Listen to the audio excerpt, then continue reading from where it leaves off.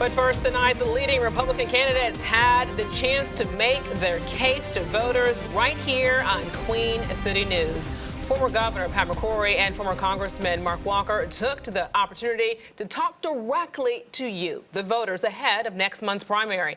Good evening. I'm Alicia Barnes. And I'm Ryan Kruger. But they also spent a lot of time going after Congressman Ted Budd, who did not show up to tonight's debate. Our Capitol reporter Michael HYLAND is live in Raleigh with highlights from tonight. And Michael, watching the debate, both candidates just kept mentioning their opponent who wasn't there, Ted Budd. Right, whether it was inflation, the war in Ukraine, McCrory and Walker kept bringing things back to Budd. Even though he was not in the room, he loomed large over the proceedings tonight.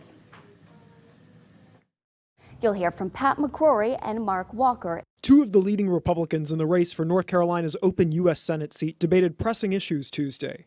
These are two ways former Congressman Mark Walker said the country needs to tackle inflation. We need to become more energy independent. We need to make sure that we put a stopgap on the spending into the trillions. Former Governor Pat McCrory was critical of politicians who've said complimentary things about Vladimir Putin as he's invaded Ukraine. I mean, that's inexcusable. Boy, I wish we had the president of Ukraine's type of leadership skills in the White House right now. They spent much of the time criticizing who didn't come, Congressman Ted Budd. Polling has shown Budd is leading in the race, and he's declined to attend every debate. If Ted Budd had enough time to do that interview, why in the hell did he have enough time to come to this debate and the three other debates? It's an insult to the people of North Carolina. It's an insult to all of us. Do you believe this seat is earned, or do you feel entitled to it? Mr. Budd feels entitled. That's why he doesn't feel like that he needs to show up. The group Club for Growth is spending millions on ads promoting Budd and attacking his rivals. He also has the backing of former President Donald Trump, who remains popular among Republicans.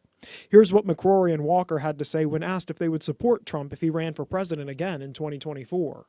Having worked with Ron DeSantis for 4 years, his background as a naval JAG officer. I would have a bias toward former or current governors from Florida or New Jersey or South Carolina.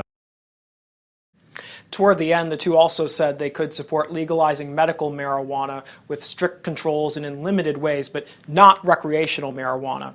And following the debate, a spokesperson for the state Democratic Party released a statement saying that highlighted, quote, nasty infighting and no real solutions. Live in Raleigh, Michael HYLAND, Queen City News. All right, thank you for that, Michael. And for a full recap from tonight's debate, head to our website, qcnews.com. You can also download the Queen City News app. It is free in the Apple Store and Google Play. And join us all day long on the big day, Tuesday, May the 17th, as we track the complete results in the North Carolina primary.